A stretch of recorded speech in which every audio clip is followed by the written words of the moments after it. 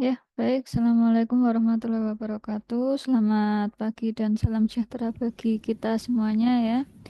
Kita bertemu kembali pada mata kuliah jaringan komputer yang mana ini sudah masuk pada pertemuan kelima. Topik pertemuan kelima sendiri adalah terkait dengan internet protokol. Nah, nanti ini adalah dasar materi dari topik kita selanjutnya yaitu subnetting yang ada dua, subnetting CIDR sama VLSM. Nah, ini dasarnya.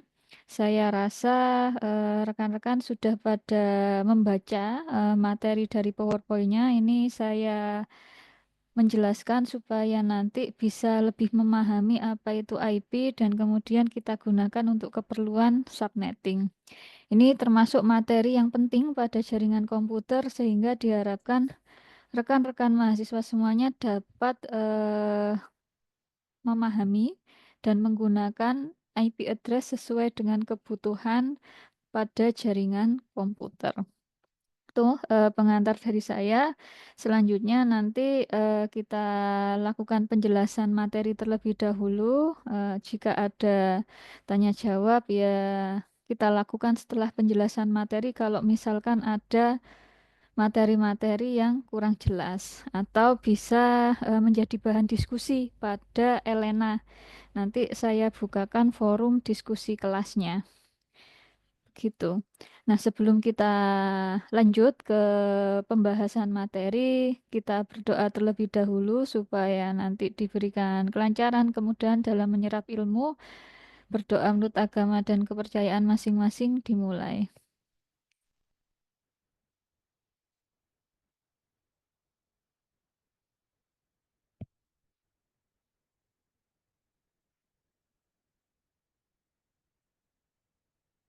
Baik, berdoa selesai. Kita masuk kepada pengantar ya. Sebelum pengantar, saya ingin menyampaikan, jadi tujuan perkuliahan kita untuk materi internet protokol ini atau IP address ini adalah nanti mahasiswa bisa memahami, bisa menjelaskan konsep terkait dengan apa itu internet protokol, kemudian juga membedakan IP address berdasarkan pengkelasannya.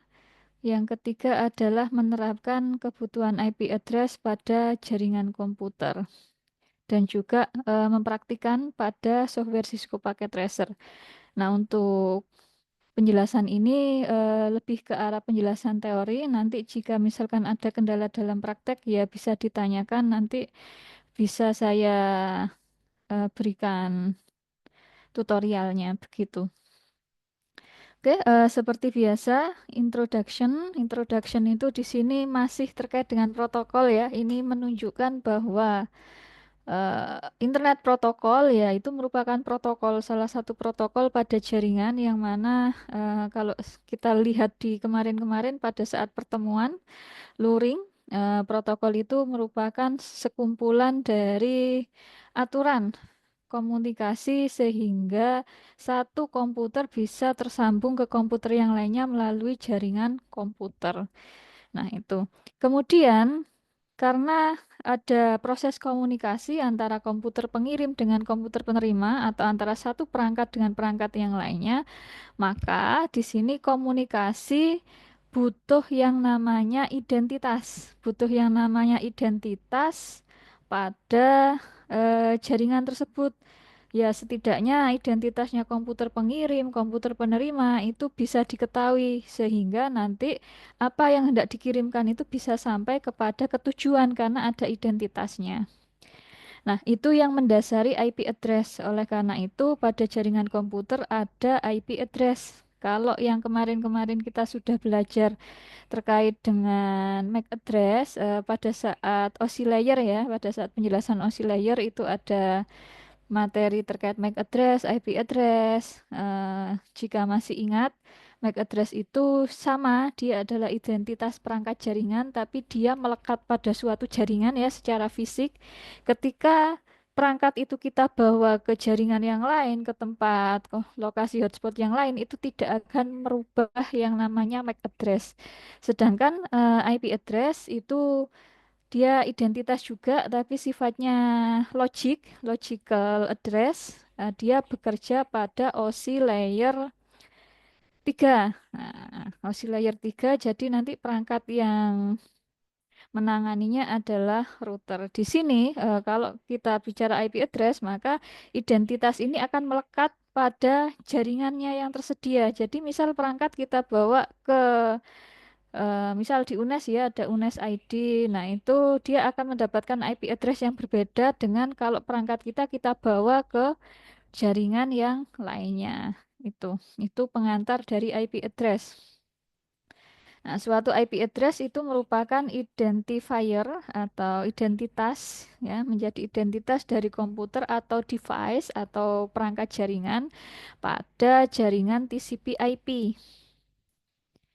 Kemudian kita lihat yang kedua, jaringan yang menggunakan TCP/IP protokol root dia nanti akan berdasarkan pada IP address. Di sini ada istilah protokol root. Protokol root message ini dia bekerja pada layer 3 ya, menggunakan perangkat yang namanya router.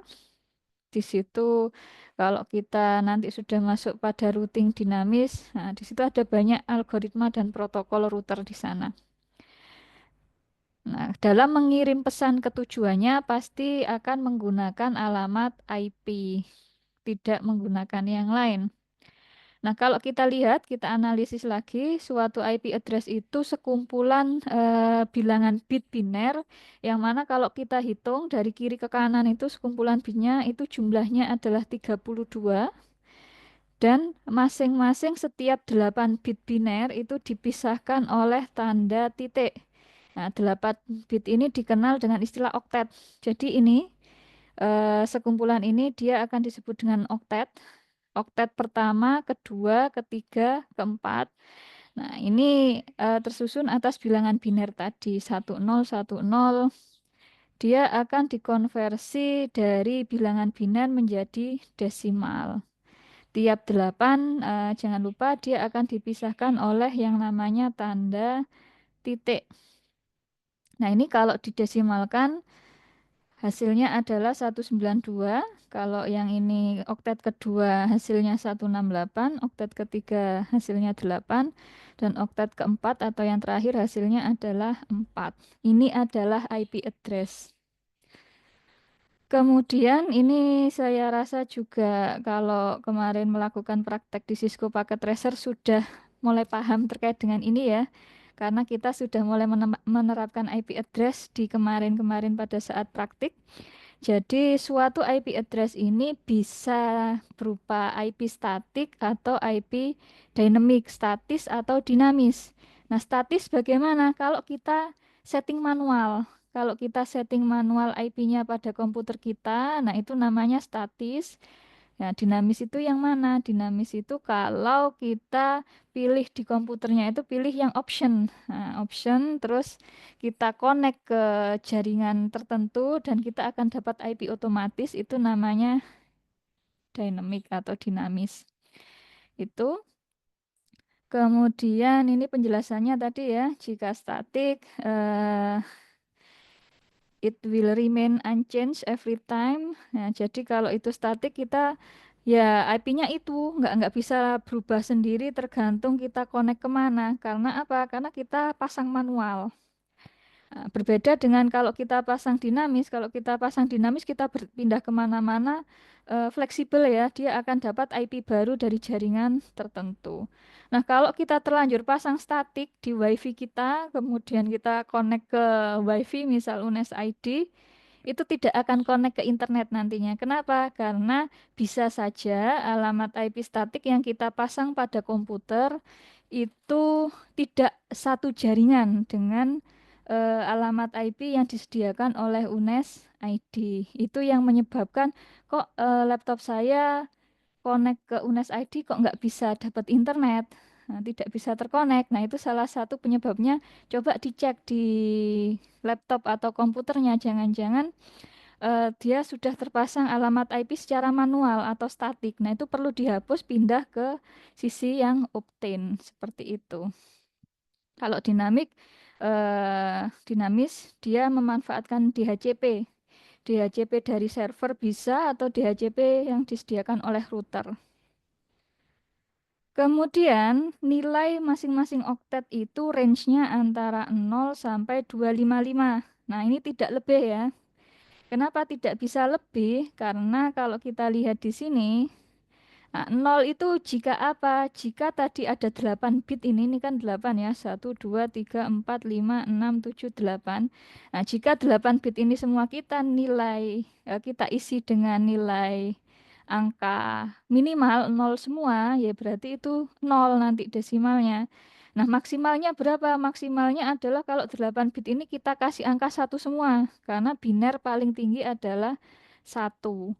Nah, kalau kita kasih 1 semua, hasilnya berapa? Ini kalau didesimalkan, nanti hasilnya adalah 255. Jadi, setiap oktetnya ini maksimal adalah 255, tidak lebih. Nah, kalau misalkan ada pertanyaan 192.23.260.8.4 apakah itu IP address? Bukan, karena ada 260 di dalamnya. 260 itu bukan alamat IP. Konversi saya rasa ini sudah pernah dipelajari pada mata kuliah sebelumnya ya. Bagaimana caranya kita konversi dari biner ke desimal maupun sebaliknya dari desimal ke biner. Nah, itu akan kita manfaatkan untuk mempelajari jaringan komputer ini. Jadi tidak perlu saya jelaskan kembali, silahkan diingat-ingat, jika lupa ya dibuka kembali referensi pada mata kuliah yang lain. Nah, kalau tidak salah pengantar TI. Itu jadi ini tadi IP address versi 4 itu dia tersusun atas bit biner sebanyak 32 bit, kemudian kita konversikan setiap 8 bitnya itu menjadi angka desimal seperti ini. Itu IP address versi 4. Nah, sekarang kita lihat ada versi 6. Ada IP versi 6. Kenapa kok kira-kira kita butuh sekarang saat ini kenapa kok ada IP versi 6? Nah, itu kenapa kira-kira? Ya, kalau kita lihat tadi kemungkinannya kalau IP versi 4 itu hanya terdiri dari 32 bit saja. Jadi variasi jumlah IP yang bisa kita sediakan untuk komputer host atau klien itu terbatas, nggak bisa banyak. Sementara kalau kita lihat sekarang misal di UNES saja ya atau di Rombel ini ada berapa mahasiswa itu sekitar 30-an ya, sekitar 30 ke atas satu rombelnya. Nah, ketika berangkat ke kampus saja yang dibawa apa? Laptop, HP, dan semuanya akan connect ke internet. Nah, ketika itu connect ke internet, berarti itu menggunakan IP host. Nah, bisa dilihat kalau misalkan satu rombel saja di sini PTIK, ya paling enggak ketika pembelajaran atau ketika menggunakan perangkat, ya bisa kita hitung sekitar 60 sampai 70 host baru satu rombel. Nah, bayangkan jika itu satu angkatan PTIK atau satu keseluruhan PTIK atau 4 prodi di elektro. Nah, bisa dibayangkan itu ada berapa banyak IP yang harus disediakan oleh jaringan sehingga semua perangkat tadi bisa connect ke internet, ke jaringan. Nah, itu baru satu elektro. Lah, bagaimana jika satu UNES? Oleh karena itu, UNES membuat WiFi, UNES ID, dia menggunakan kelasnya bukan kelas C, tapi kelas A. Nanti kita bahas yang ini. Nah, itu UNES. Nah, kalau se-Semarang, satu Jawa Tengah, se-Indonesia, satu dunia, nggak cukup. Alamat IP versi 4 habis. Habis karena sudah terpakai semua. Oleh karena itu, ada standar baru dalam Internet Protokol yang dikenal dengan IP versi 6. Ini bukan baru ya, sebenarnya sudah lumayan lama, tapi dia adalah standar yang menggantikan IP versi 4 secara perlahan. Ini untuk skala besar, kalau IP versi 4 masih kita gunakan di mana? Ya, kalau kita mau membangun jaringan lokal, intranet, di dalam kampus, dalam institusi, perusahaan, kita masih menggunakan IP versi 4. Tapi ketika itu sifatnya komersial, perusahaan multi internasional ya, yang punya banyak cabang di berbagai macam negara, nah itu pasti akan membutuhkan banyak alamat IP host. Oleh karena itu, sekarang sudah mulai berganti ke arah IP versi 6. Kalau IP versi 6 dia memiliki 16 byte atau 128 bit. Kalau dibandingkan IP versi 4 tadi 32 bit, nah ini 128 bit panjangnya. Sehingga ada berapa banyak host kemungkinan yang bisa terhubung ada sebanyak ini. Nah, gimana ini menyebutnya ya? Nolnya ada banyak ini. 3 kali 10 pangkat 1, 2, 3, 4, 5. Nanti silakan dihitung sendiri ya. Itu diperkirakan belum akan habis nanti. Karena itu untuk menjangkau satu dunia. Tapi kalau IP versi 4, nah itu yang memang sudah kritis. Itu kalau IP versi 4 tadi desimal, nah jika kita ke IP versi 6, dia menggunakan bilangan heksadesimal. Heksadesimal seperti ini. Dia terdiri dari 16 byte. Ini tuh 16 byte ya. Tuh 2, 3, 4, 5, 6, 7, 8. Nah, berarti 1 bytes itu segini. 1 byte, jadi satu grup ini terdiri dari 2 bytes. 2 bytes itu berarti dia ada berapa? 16 bit ya. Jadi setiap satu kelompok ini sebelum dipisahkan tanda titik dua dia memiliki jumlah bit 16. Oke, itu ada beberapa jenis penulisan. Ini contoh penulisannya beda ya dengan MAC address, lebih panjang IP versi 6. Nah, di sini ini contoh penulisan versi full notation. Nah, kita boleh menyingkat. Nyingkatnya bagaimana?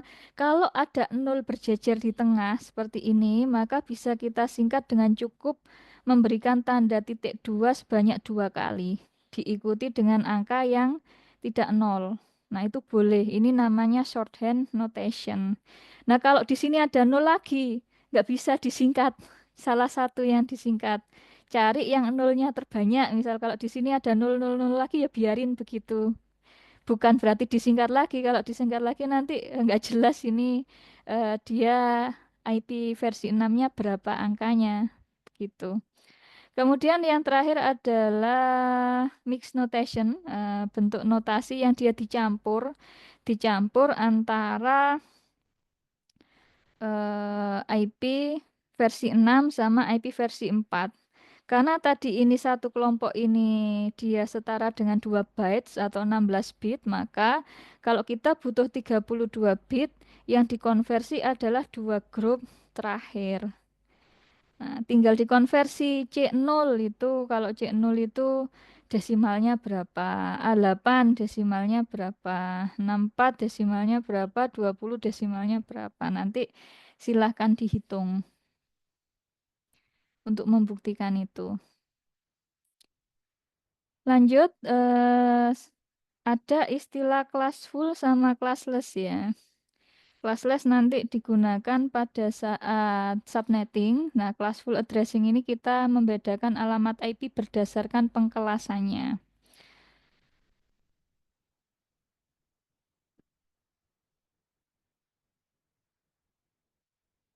Ada 5 kelas, kelas A, B, C, D, dan E. Nah, masing-masing ini nanti punya ciri ketentuan, mana yang masuk kelas A, mana yang masuk kelas B, mana yang kelas C, dan seterusnya. Disebut kelas full karena apa? Karena di sini alamatnya itu akan terbagi menjadi 3 kelas atau grup atau kategori gitu. Nah, kemudian di sini tadi ini sudah ya ada 4 oktet. Nah, 4 oktet ini nanti dia akan terbagi menjadi network ID sama host ID. Bagian pertama dari alamat IP dia akan mengidentifikasi jaringan di mana host berada. Jadi ada alamat IP tadi 4 oktet. Di antara 4 oktet ini ada yang dia sebagai identitas network ID, sisanya adalah host ID. Network ID juga dikenal dengan network prefix, network number, host ID dikenal sebagai host number. Nah, kalau di Indonesia biasanya orang banyak menyebutnya dengan network ID dan host ID, biasanya begitu. Oke, itu kemudian ini kelas A ya. Kelas A, ciri-cirinya adalah oktet pertama yang di bagian depan itu dikenali sebagai network ID. Nah, jadi ada 32 bit ini tadi. Satu oktet yang pertama dia termasuk network ID, sedangkan 3 oktet yang lainnya dia tergolong kepada host ID. 8 bit, sisanya 24 bit. Nah, kemudian ini ada prefix, tanda garis miring di jaringan komputer di IP address itu prefix ya namanya ya. Prefix 8. Ketentuannya adalah highest order bit set to 0. Jadi pada urutan bit tertinggi yaitu yang paling kiri ini harus kita set dengan angka 0. Itu kelas A. Diset dengan angka 0, sisanya bagaimana? Nah, sisanya yang ada 7 bit ini boleh berisi 0 maupun boleh berisi 1 sesuai dengan kebutuhan. Seperti itu.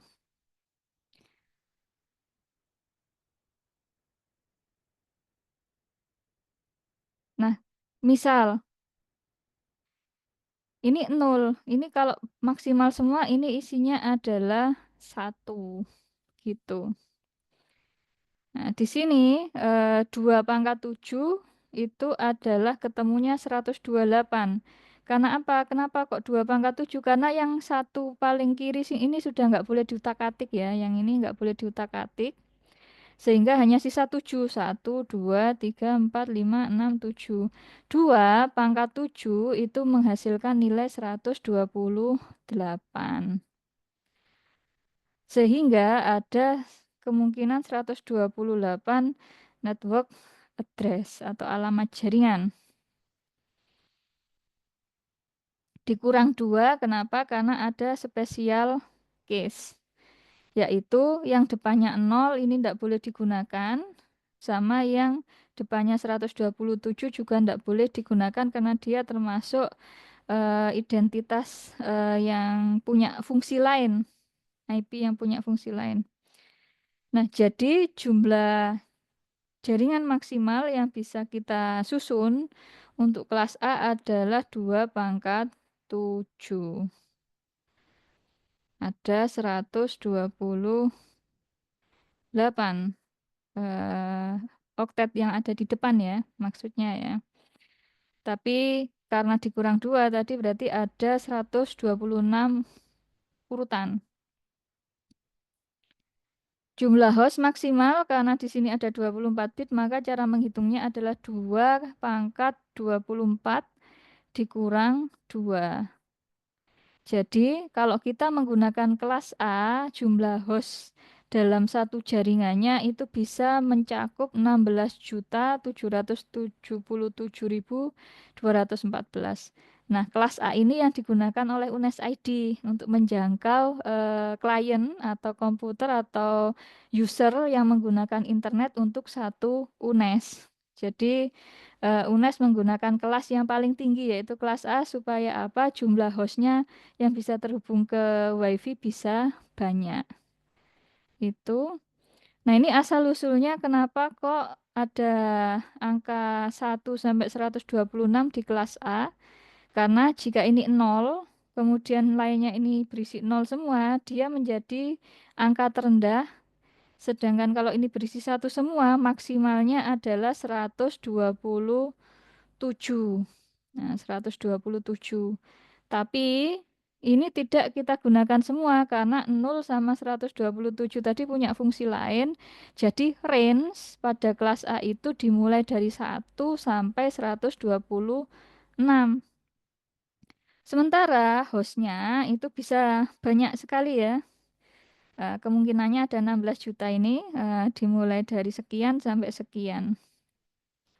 Kelas B sekarang kita lihat. Kalau kelas B digeser ya. Jadi 2 oktet itu menunjukkan network ID. 2 oktet yang terakhir dia adalah host ID. Identitas pengenalnya digeser. Tadi nolnya ada di depan yang kelas A digeser 1 ke bit yang kedua. Di depannya diberi angka 1. Nah, jadi ini tidak boleh diutak-atik, mesti 1 0 depannya. Sisanya yang sampai 7 ini, nah, di oktet pertama, ini bisa bernilai 0 semua atau bisa bernilai 1 semua.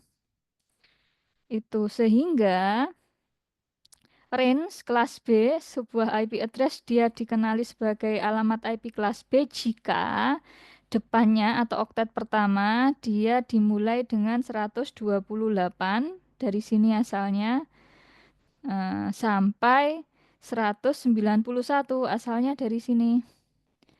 Nah, oktet yang kedua dia mengikuti juga sama karena dia sebagai identitas network ID. Sementara jumlah hostnya tadi kalau yang kelas A ada 16 juta, kalau yang kelas B 2 pangkat 14 ya. Ini untuk jaringan tadi karena 14 16 ini dikurang 2 yang nggak boleh diutak-atik.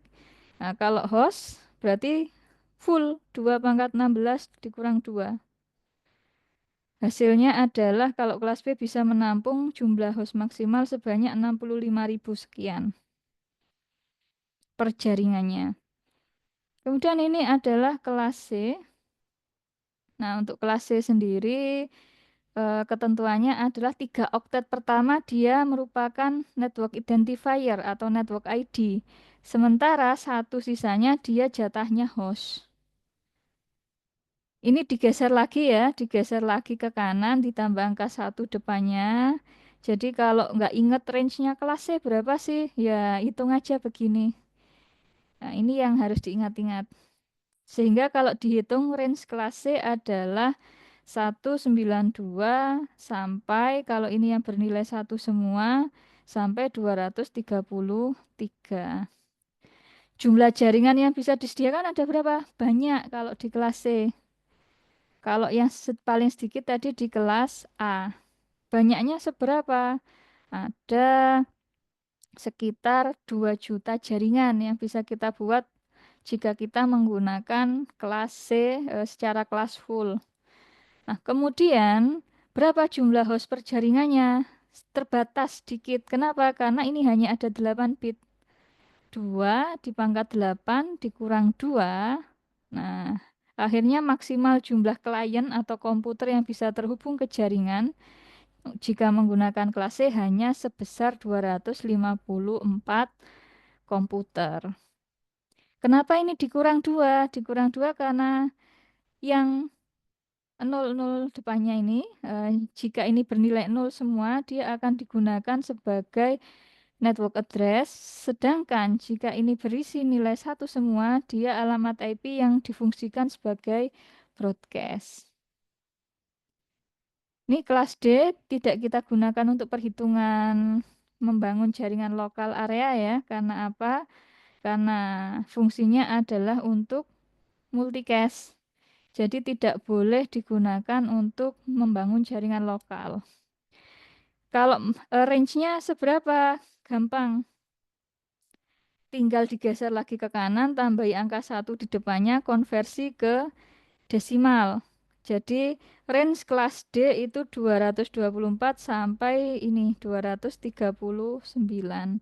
Sekali lagi, multicast ini tidak kita gunakan untuk merancang jaringan pada suatu lokal area network. Karena ini untuk keperluan penelitian multicast ya, untuk keperluan multicast. Itu kelas E Ini juga tidak kita gunakan. Kenapa tidak digunakan? Karena ini untuk keperluan eksperimen, research. Ciri-cirinya apa? Ciri-cirinya adalah ini sebenarnya bukan diundur lagi ya, bukan mundur ke kanan, bukan digeser ke kanan, tapi ini saya ambil dari buku. Bukunya ada kesalahan typo dalam mengetik. Jadi yang di sini ini, yang nol ini hilang. Ini tidak ada nol. Jadi ciri-cirinya kelas E adalah 4 bit yang pertama, itu nilainya adalah satu semua. Nah, baru yang 4 bit terakhir yang 4, 5, 6, 7 ini boleh berisi 0, boleh juga berisi 1. Sehingga range alamat IP yang ada di kelas E itu antara 240 sampai 255 ini. Jadi ini range-range, kalau ndak hafal gunakan cara ini, tapi sepertinya itu akan gampang dihafalkan. Itu sekali lagi ini tidak kita gunakan karena untuk keperluan penelitian atau eksperimen. Nah, ini ringkasannya. Ringkasan dari kelas full. Jadi yang kita gunakan untuk membangun jaringan lokal itu adalah IP kelas full yang kelas A, B, dan C saja. DE tidak kita gunakan.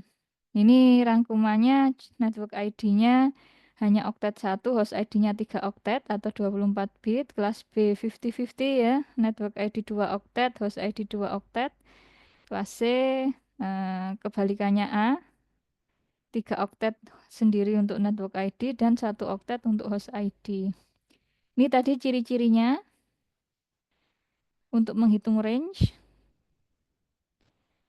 Nah, ini jumlah network ID yang digunakan untuk mengidentifikasi kelas. Nah, ini 1, 2 bit, 3 bit. Ini. Nah, akhirnya apa? Jumlah network ID bitsnya tinggal sisa ini. Sehingga kalau kita mau menghitung jumlah jaringan maksimal yang bisa kita susun pada kelas A, B, dan C, kita menggunakan pangkatnya yang ini. 2 pangkat 7 min 2, 2 pangkat 14 min 2, sama 2 pangkat 21 min 2. Kemudian di sini ada host ID, jumlah hostnya menggunakan ini pangkatnya. Jadi kalau kita lihat antara kelas A, B, dan C, jumlah host terbanyak ada pada kelas A. Sedangkan jumlah host yang paling sedikit ada pada kelas C. Kebalikannya, karena kelas C jumlah hostnya sedikit, maka dia punya kemungkinan jumlah jaringan yang sangat banyak, yaitu 2 juta. Nah, kalau kelas A, jumlah jaringannya yang sedikit, hostnya yang banyak. Tuh, ini ada tipe dalam pengiriman pesan. Bisa disebut unicast. Unicast itu kalau ada pesan dari sumber diteruskan ke satu tujuan, itu unicast. Kemudian broadcast itu satu pesan dari sumber dia diteruskan ke banyak ke semua komputer yang terhubung. Itu namanya broadcast. Kalau broadcast kita menggunakan broadcast address terakhir dari penghitungan kelas full ya. Biasanya ditandai 255 akhirnya. Multicast ini satu sumber dia akan mengirimkan pesan ke beberapa tujuan, tidak semua, hanya beberapa. Nah, ini yang tadi kita menggunakannya kelas D ya. Gitu. Sampai di sini ada yang perlu ditanyakan dulu atau kita lanjutkan kembali?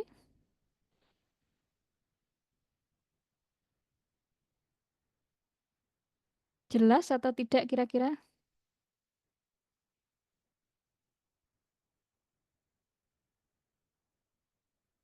Tidak ada respon ini berarti sudah jelas ya. Yes, Bu. Oke, kita lanjutkan ke beberapa istilah. Ini ada IP yang dicadangkan.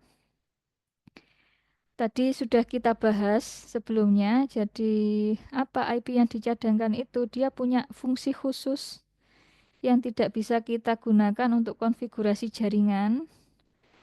Nah, jadi punya special purpose atau fungsi khusus dan tidak bisa kita gunakan di luar local area network ya. IP loopback tadi yang dimulai depannya 127 tadi sudah kita bahas, ini pengecualian tidak boleh kita gunakan. Karena apa? Ini fungsinya untuk loopback. Ini adalah alamat IP yang merujuk pada perangkat komputer kita sendiri ke network adapter.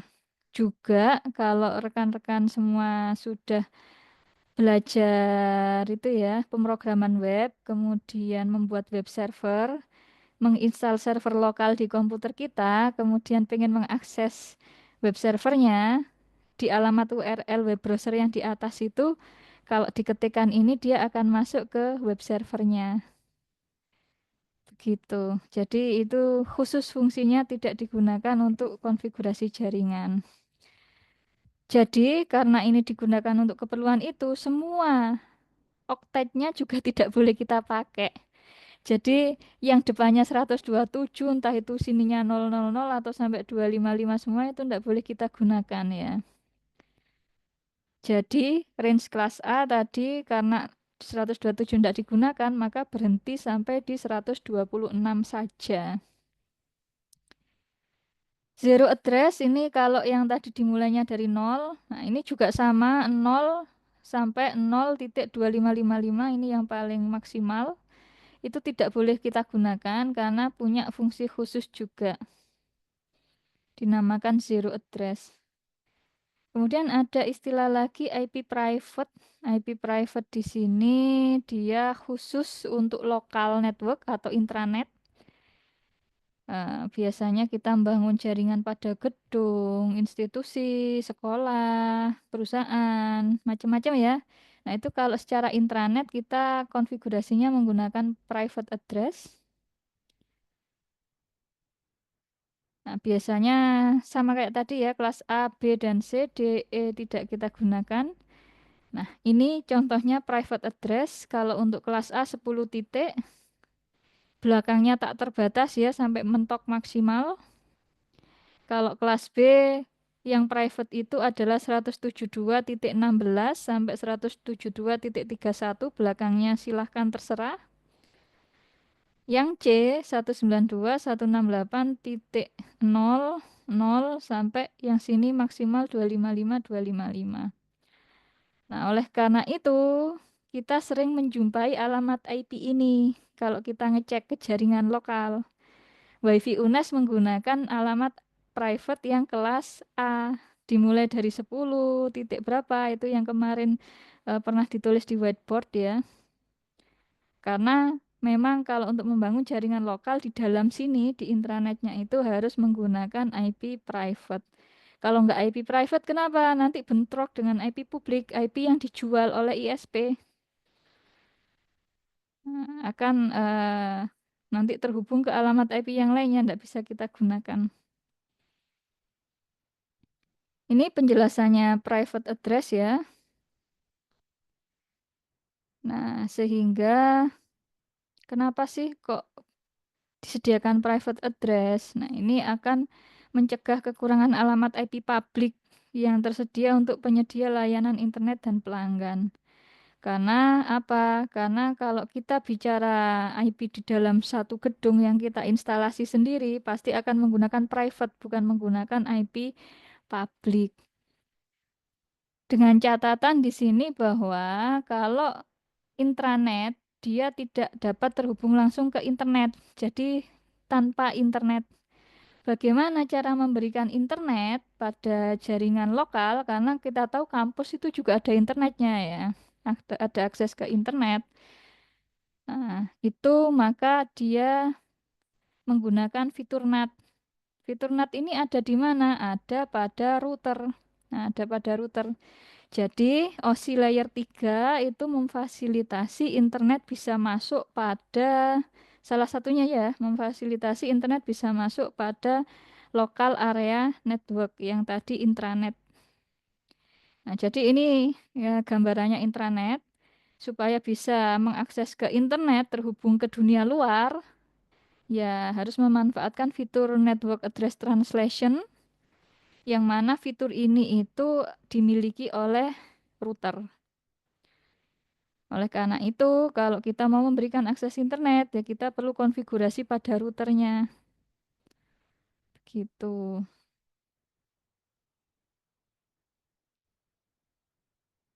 Nah, di sini penggunaan IP private itu juga dapat meningkatkan keamanan jaringan ya. Kemudian subnet mask. Nah, ini subnet mask. Materi terakhir pada IP address. Di sini dia bekerja pada layer 3 ya, IP address tadi. Kemudian IP address harus mampu mengidentifikasi mana yang dia termasuk host, mana yang termasuk network. Kemudian ini tadi sudah kita pelajari network ID, host ID. TCP/IP network bisa mengidentifikasi network ID dari IP address. Kemudian kalau host diidentifikasikan dengan host ID. Fungsinya subnet mask apa? Fungsinya subnet mask itu untuk mengidentifikasi mana yang termasuk network ID dan mana bagian dari alamat IP itu yang dia termasuk host ID.